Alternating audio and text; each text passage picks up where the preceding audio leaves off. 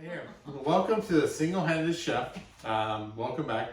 I have my friend Mo here. She's helping me with today's adventure.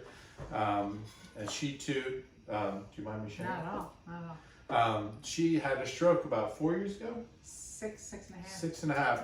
And we met and we became fast friends. And she does her own cooking. She makes her own toffee and just stuff like that. So she's offered to come and help out for a few of my videos going forward. So I'm really happy to have her here. I'm excited to be here. So today we're going to make creme brulee. So we have our eggs, cream, vanilla, and sugar. And oh, where's it at? The blowtorch. The most important thing in the creme brulee. So we're going to show you how to do it. We're going to show you how we crack eggs with one hand, and hopefully we can make that happen. So we'll get right to it. So we'll start cracking some eggs. So my sister taught me this one. You just put all the eggs in and then you sift them out.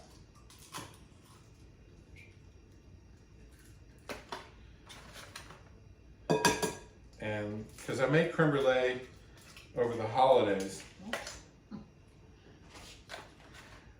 but I had my sister crack all the eggs for me because I had to do 2 dozen. Yeah. And I was like, hey, can you help me? We're doing a dozen today, right? Yeah, we're only doing 1 dozen today. And this isn't like making a meringue, so it's not like, it's okay to have some whites in there. If you're making a meringue, you don't want any. You don't want any whites in a meringue because it won't firm up. Eggs are a wonderful science project. With cooking, I mean, they do so much in cooking, thicken, protein. With whites, do different things in yolks, and it's very, very cool.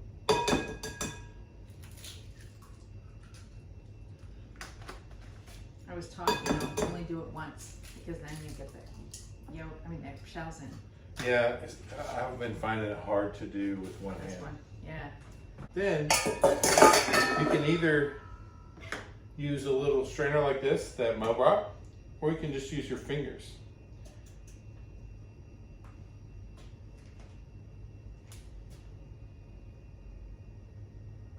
Let's see how this, I don't know, I'm curious how this is gonna work. Whoa, I don't want to break the yolk. It's okay, I think, here, try it. Yeah, well, you do it.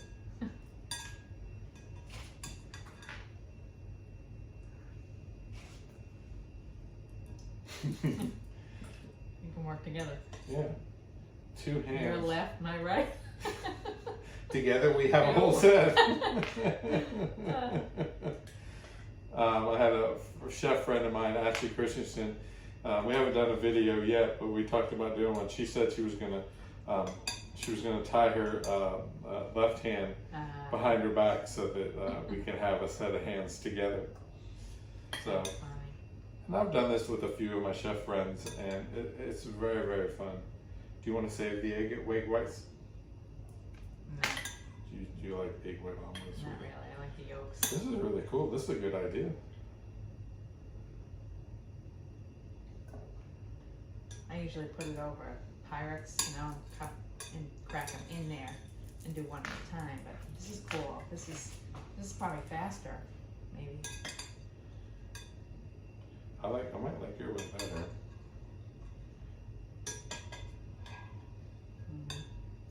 That's the thing, I like learning new tricks. Yeah.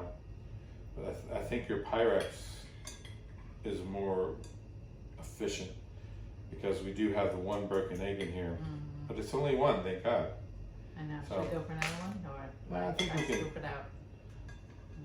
Yeah, do another one, but let's do it your way All right. so we can show everyone. So we only had 1 broken egg, which I think is pretty awesome. I'm gonna try it. So I learned the pointy part is to hold it up at the top. do one crack, and then Look at that.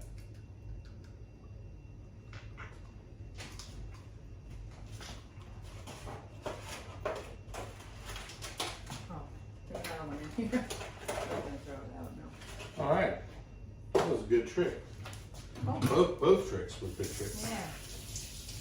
So now we have our egg yolks ready to go. Save your whites for whatever you want. If you want to make meringue, or make an egg white omelet, you know, whatever you want to do. So we're gonna go in with, we're gonna do a third. I was gonna do a quarter, but I remember last time it being a little bit not sweet enough. So going in with a third of the eggs, or sugar, into the eggs. Can you hold that bowl? Sure. And then what you do is then you whisk everything together.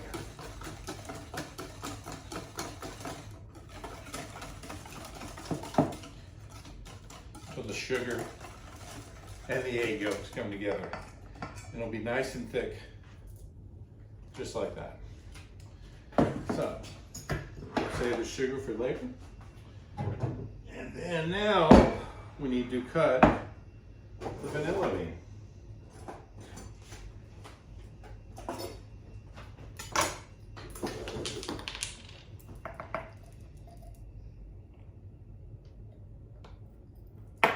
This one. Just one.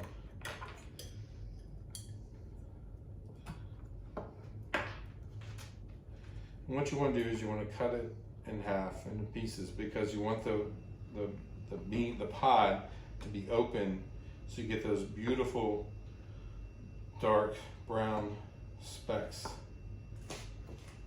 I pulled the bean, but I'm afraid. I'm afraid. There you go. That'll work. We'll just cut in pieces. And then take your pot, put the vanilla beans in there, and then take your cream. We're going to do a quart of cream.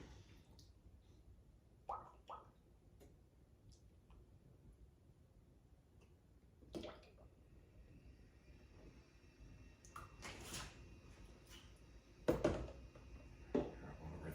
gonna say you recycle. And then we're going to take that and we're going to put it on the stove and we're going to scald it. You don't want to boil it, but you want to, when you start to see steam and stuff come off of it, because boiling it, you just don't want to do that. It's just not good. It'll burn it to the bottom. It'll create a different flavor. So you just want to scald the milk, which is right before it boils. And then we'll let that go. I preheated the oven at 350. Have our dishes right here ready to go. And so we'll come back when the milk's ready, or when the cream's ready, and we'll show you what to do next. All right. So we're back. It's now ready to go. So what we're gonna do now is we're gonna temper the eggs.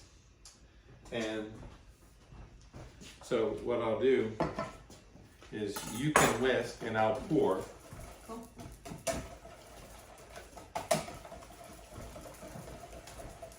All right, so whisk.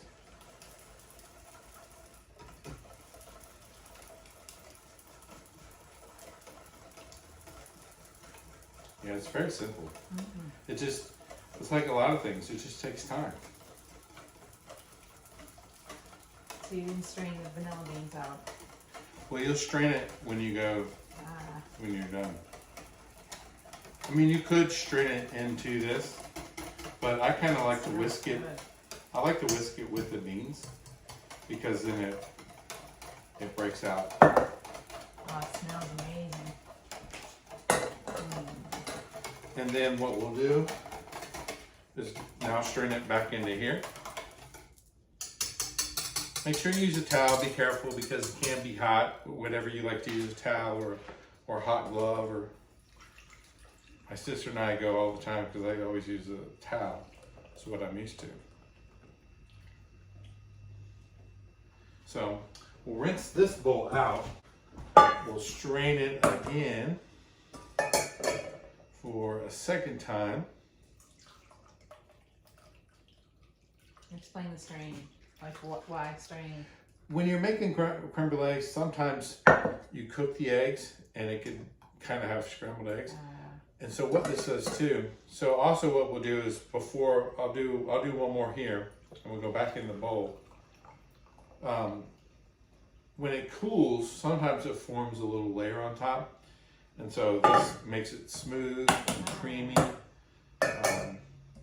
Make sure it's a fine strainer, not like like a chinois or a cheesecloth. You don't want to go through a regular china cap, like with bigger holes. You want to get out some of the stuff. So there we go. And what you can do here is you can rinse, and we'll do that. Rinse the vanilla beans and then dry them out. Put them on top of the oven in a warming spot on the oven. And they'll dry out. And then you put it in sugar. And then you can make, and then you'll sit that in sugar for about a week. And then after a week, you'll puree it up in a little RoboCube or a little KitchenAid, and you'll have vanilla sugar. Vanilla, like this was probably $12, if not more. And this is 2 beans, and vanilla is really expensive. And when you're in the restaurant business, sometimes you don't think about this at home. You're just like, oh, just use it. But when you're in the restaurant business, you try to make everything count and matter. And this is a good way to just kind of stress your expensiveness. And then you have vanilla sugar. So the next time you go to make creme brulee, you don't necessarily need to put in the vanilla bean. You can just do the sugar. But also that vanilla sugar can go in your coffee. It can go in anything. If you want to make ice cream, make a vanilla ice cream.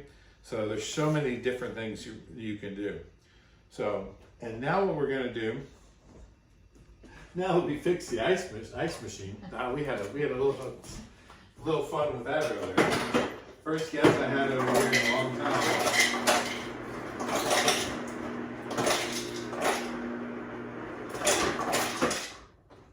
Alright. So what we're going to do is we're going to create a little ice bath.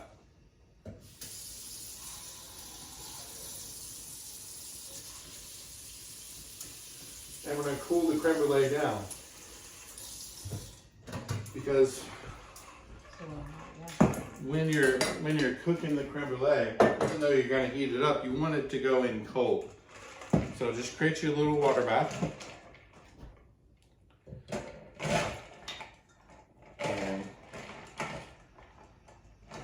there we go.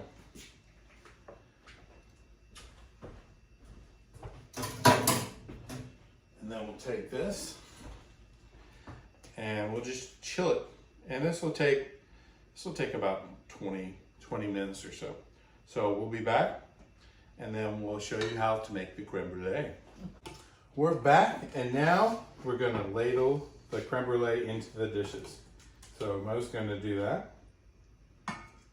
Is it too close? No. How far up should I fill them? Yeah. Leave about that much. Okay. A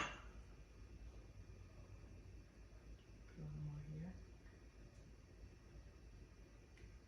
And if you spill it, it's okay because we're just going to fill the basin with water. That's right. Oh, that was a big spill. It's alright. There's worse problems in the world. It's a different ladle too, like because it has that flat top. Yeah. I don't know if I like it yet. So this is a really simple thing to make. It just takes time and patience.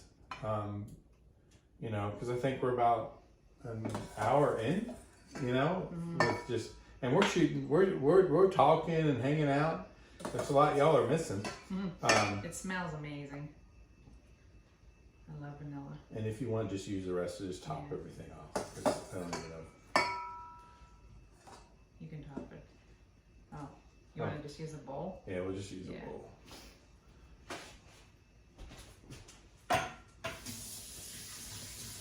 And,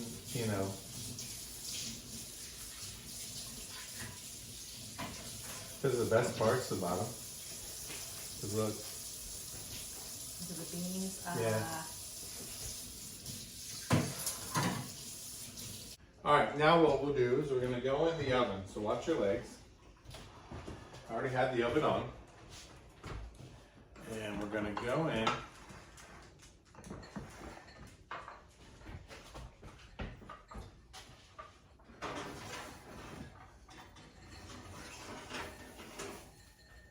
Be very careful.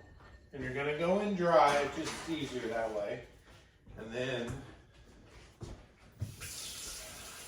you want to go in with hot water. You can use tap, you don't have to boil it. If you have really good hot water, you should be fine because the oven's at 350, you know, just, you know, and you don't need much.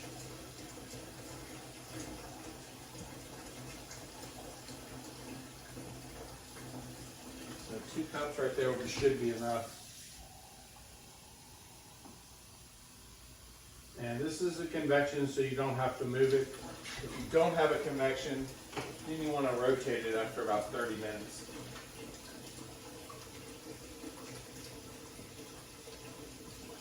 And the water just, what does that do? It helps create same temperature on the bottom, so everything cooks evenly. And then it creates a little bit of moisture in the air. So you want to cook it for about 30 minutes. So I'm going to set the timer for 25. And then we'll come back in 25 minutes and we'll see where we're at. And what you're trying to get is now you're trying to set like a pudding, like a really strong pudding. That's what the eggs are for. So we'll be back in 25 minutes to see where we're at. We're back, it's been 35 minutes. And so we'll check, see where we're at. Oh, and that looks good. And you want to shake them, and if there's any jiggle in them, you want a firm jiggle, not a loose jiggle. And so this is really good. This is exactly what we want. So we'll pull these out.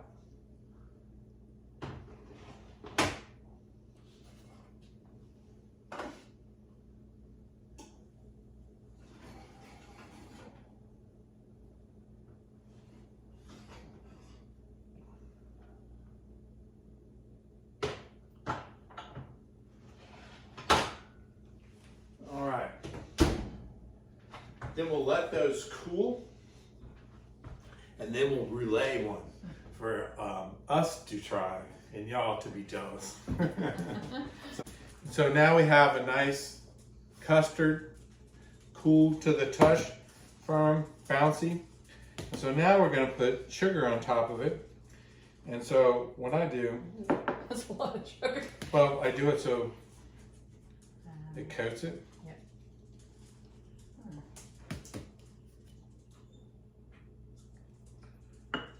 That way, and ideally what you want to do, so stand back. And then you just relay the top.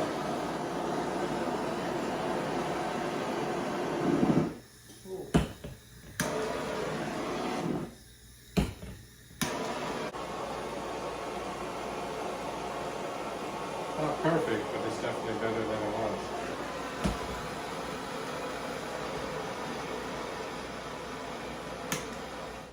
Cool. Right. Now this isn't ideal because we're having some torch problems, but you'll see. Alright, let's bring you up a little closer. But that's what you want, a nice little. You'll see where it's supposed to be ideal. This torch isn't working perfectly, but we made it work. And now the best part, here, I'll get you a spoon. There you go. Awesome. And we're gonna be able to crack it. And now you want to crack it. What do you want to do? Oh, there we go. And that's what you want right there. Nice, creamy.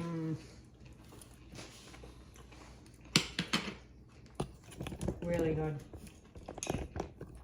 And there you go. We have creme brulee. Thank you, Mo, for Thank coming you. to help me. Thank you. And thank you all for watching. That's the Single-Handed Chef. I'll be back more often than I have been. So thank you all for your support. Thank you for the Produce Project for my sponsorship. And y'all have a good one. Thank you so much. I'll see you soon. Bye.